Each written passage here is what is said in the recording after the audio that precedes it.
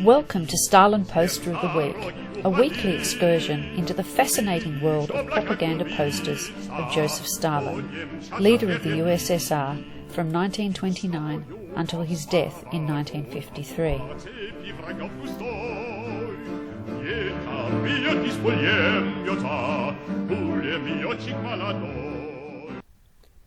This well-known poster of 1930 by Gustav Klutsis shows Stalin's head as only half visible and literally in Lenin's shadow.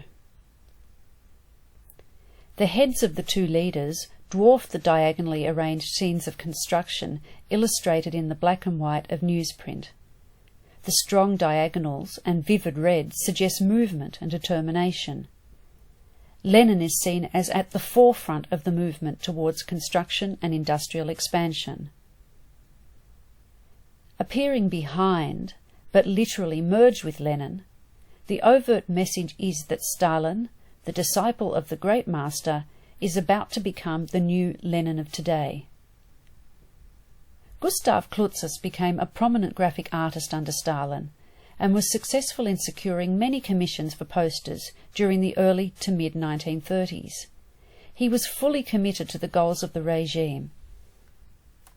In his autobiography, Klutsis summed up his role as an artist of the revolution, saying, "My task was to make the revolutionary struggle of the working class and Soviet reality the contents of my creative output, converting it into artistic images comprehensible to the masses.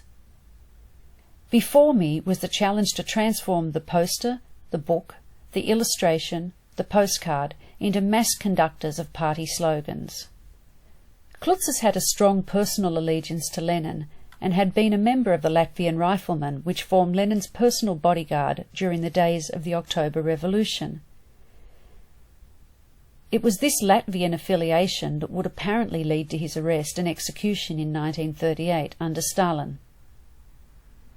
One could speculate that by placing Stalin so deeply in Lenin's shadow, Klutsis was making a veiled criticism of the leadership of Stalin and asserting the unique qualities of Lenin as a Bolshevik leader. Weight is given to this interpretation by Klutsis scholar Margarita Tupitsin, who argues that the claims made in propaganda for Stalin on his 50th birthday in December 1929 would have infringed on Klutsis's consciousness. These were claims such as Stalin was the great leader, the organizer of the October Revolution, the creator of the Red Army, and a distinguished military commander, the leader of the world proletariat, and the great strategist of the 5-year plan.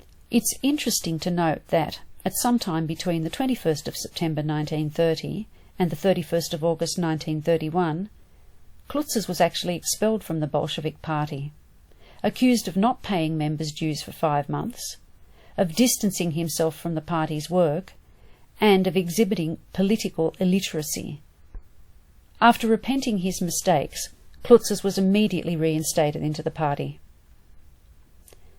However, with the poster under the banner of Lenin for socialist construction, Klutsis was also dramatising the moment of the transfer of power from Lenin to Stalin, and he was doing so in the visual language of mythology.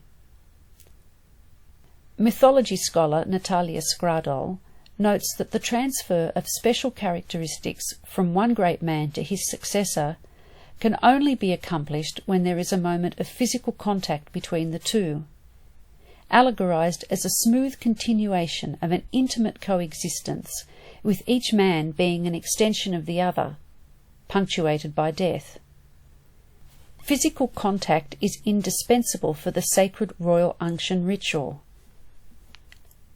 By merging Lenin and Stalin into one conjoined face, Klutsis employs mythic symbolism to denote the transfer of power and conferring of legitimacy from Lenin to Stalin.